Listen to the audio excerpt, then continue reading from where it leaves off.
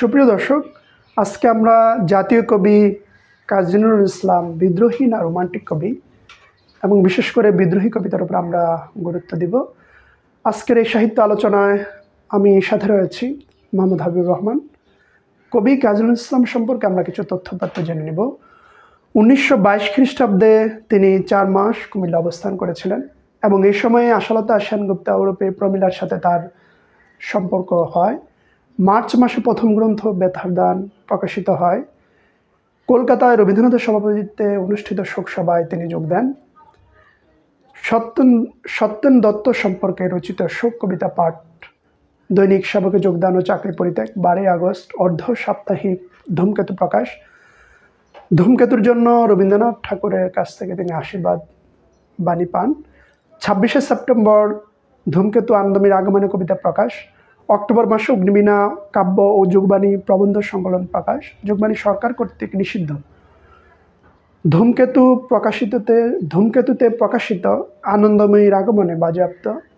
November মাসে নজরুলকে কুমিল্লায় গ্রেপ্তার ও কলকাতা প্রেসিডেন্সি জেলে আটক।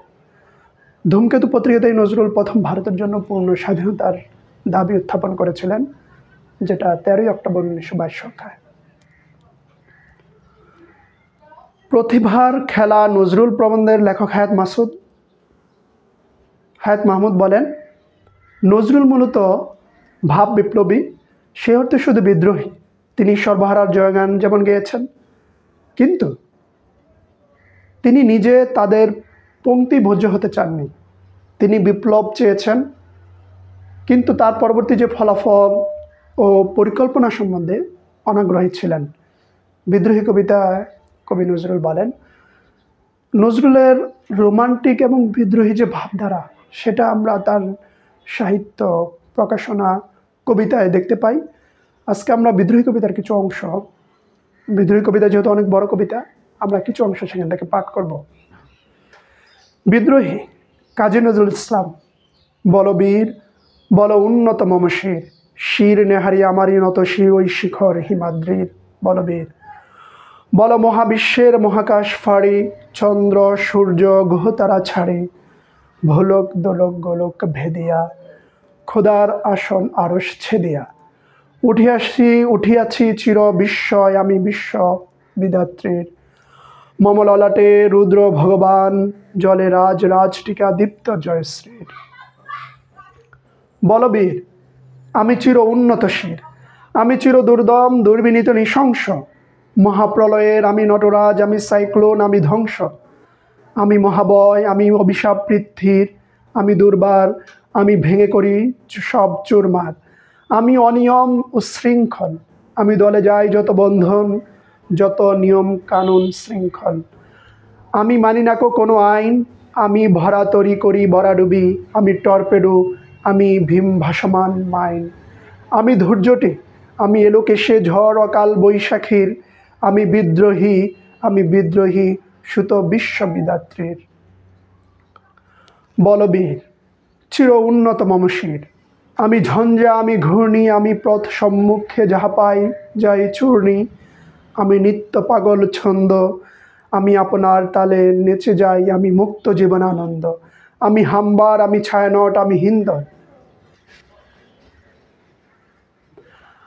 আমি চল চঞ্চল ঠমকি ছমকি, পথ যেতে যেতে চকিতে চমকি, ফিং দিয়া দেই তিন দোল, আমি চপলা চপল হিন্দোল, আমি তাই করি ভাই যখন চাহে এ মন যা, করি শত্রুর সাথে গলাগলি, ধরি মৃত্যুর সাথে পাঞ্জা, আমি উন্মাদ, আমি ঝঞ্ঝা, আমি মহামারী, আমি ভীতি এই ধরিত্রীর, আমি শাসন ত্রাসন সংহার, আমি উষ্ণ চির অধীর। বলবীর আমি চির উন্নতশীল, আমি চির দুরন্ত দুর্মদ, আমি দুর্দম, মম প্রাণের পেয়ালা হরদম হায় হর্ম হরদম ভরপুর মদ, আমি হোমশিখা, আমি সাগ্নিক যম দগ্নি, আমি যজ্ঞ, আমি পুরোহিত, আমি অগ্নি, আমি সৃষ্টি, আমি ধ্বংস, আমি লোকালয়, আমি শ্মশান, আমি অবসান নিশাবসান, আমি ইন্দ্রাণী সুত হাতে চাঁদ ভালে সূর্য, মম এক হাতে বাঁকা বাঁশের বাঁশরি আর রণতুর্য, আমি কৃষ্ণ কণ্ঠ মন্থন বিষ পিয়া ব্যথা বারিদ্রীর, আমি ভোমকেশ দরিবন্ধন হারা ধারা গঙ্গোত্রীর, বলবীর চির উন্নত মানসীর, আমি সন্ন্যাসী সুর সৈনিক, আমি যুবরাজ মমরাজ বেশ ম্লান গৈরিক, আমি বেদুইন আমি চেঙ্গিস, আমি আপনারে চাহা আমি আপনারে ছাড়া করি না কাহারে কর্নিশ, আমি বজ্র আমি ঈশান বিষানে ওঙ্কার, আমি ইসরাফিলের সিঙ্গার মহাহুঙ্কার, আমি পিনাক পানির ডম্রু ত্রিশল ধর্মরাজের দণ্ড, আমি চক্র মহাশঙ্খ, আমি প্রণবনাদ প্রচণ্ড, আমি খ্যাপা দুর্বাসা আমি খ্যাপা দুর্বাসা বিশ্বমিত্র শিষ্য, আমি দাবানল দাহ দাহন করিব বিশ্ব, আমি প্রাণ খোলা হাসি উল্লাস, আমি সৃষ্টির বৈরী মহাত্রাস, আমি মহাপ্রলয়ের দ্বাদশ রবির রাহুগ্রাস, আমি কবু প্রশান্ত কবু অশান্ত দারুণ স্বেচ্ছাচারী, আমি অরুণ ক্ষণের তরুণ, আমি বিধির দর্পহারী, আমি প্রবঞ্জনের উচ্ছ্বাস, আমি বারিধির মহাকল্লোল, আমি উদ্দল আমি প্রজ্জ্বল জল, আমি উচ্ছল জল ছল ছল চল উর্মির হিন্দল দল। এই সংক্ষিপ্ত কবিতায় আসলে আমরা বিদ্রোহী কবিতার কবি কাজী নজরুল ইসলামের একটা যে ভাবধারা এবং তার কবিতার যে বিদ্রোহী ভাবধারা সে বিষয়টা আমরা দেখতে পাচ্ছি। এখন এই বিদ্রোহী কবিতা নিয়ে আমরা একটা তুলনামূলক বিশ্লেষণ করব।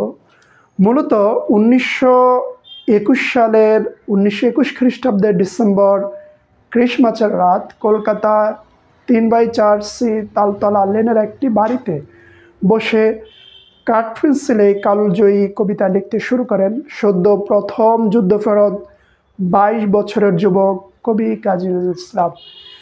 বিদ্রোহী কবিতাটি আমি আগেই বলেছি, এটা দীর্ঘ একটি কবিতা, এটাতে 139টি পংক্তি রয়েছে। অধ্যাপক রফিকুল ইসলাম বলেন, আধুনিক বাংলা কবিতার যে জন্ম হলো, রবীন্দ্র ধারা থেকে বেরিয়ে আসতে না পারলে তাতে আরও অনেক সময় লেগে যেত, কিন্তু এই বিদ্রোহী কবিতা প্রকাশের মাধ্যমে আধুনিক বাংলা কবিতার সূচনা হলো। তিনি বলেছেন, বিদ্রোহী কবিতা বাংলার সমাজ জীবনে, বাংলার রাজনৈতিক জীবনে এবং বিভিন্ন আন্দোলন সংগ্রামে অত্যন্ত প্রভাব বিস্তার করছে। কবি নজরুল মূলত আলাপচারিতা, আড্ডা, অন্যান্য বিষয় ছিলেন রোমান্টিক এবং প্রাঞ্জভাষার উদাহরণ। যেমন হায়াত মাহমুদ বলেছেন, রুহিমীয় শিল্পী সত্তায় পাশাপাশি আছে তার প্রেমিক জীবন। যেমন কুমিল্লার তার প্রথম প্রেম, হিন্দু মহিলার সাথে প্রমোজ বিবাহ, উত্তর বৈবাহিক হৃদয়, দোবাল্য আর তার অহং উন্মত্ত হৃদয়, মহৎ উদার্য সমস্ত কিছুর সম্মিলনে যে চরিত্রের সান্নিধ্য পায় তা বায়রনের গোত্র। আসলে ইংরেজ কবিদের মতেই তিনি অ্যারিস্টোক্র্যাট রেভিল, যা বস্তুত it's a very different type from the leader of a peasant or proletariat. কবি নজরুলের চলাফেরা, পোশাক পরিচ্ছদ এবং সুগন্ধি ব্যবহারে নিপুণ ছিলেন। এ কারণে নজরুল রোমান্টিক, এমন রোমান্টিক বলেই তিনি বিদ্রোহী। সুতরাং নজরুল যে রোমান্টিক এবং বিদ্রোহী কবি, তার লেখা, তার সাহিত্য এবং কবিতা আমরা সেটার প্রমাণ পাই। আগামী 24শে মে তার জন্মবার্ষিকী পালিত হবে। তা আমরা আগামী দিনগুলোতে নজরুলের ধারাবাহিক যে সাহিত্য পর্যালোচনা, কবিতা পর্যালোচনা এবং সমালোচনা আপনাদের সম্মুখে উপস্থাপন করব। আজকের মতো এখানে বিদায় নিয়ে সবাইকে শুভ সন্ধ্যা জানিয়ে এখানে শেষ করছি। ভালো থাকবেন।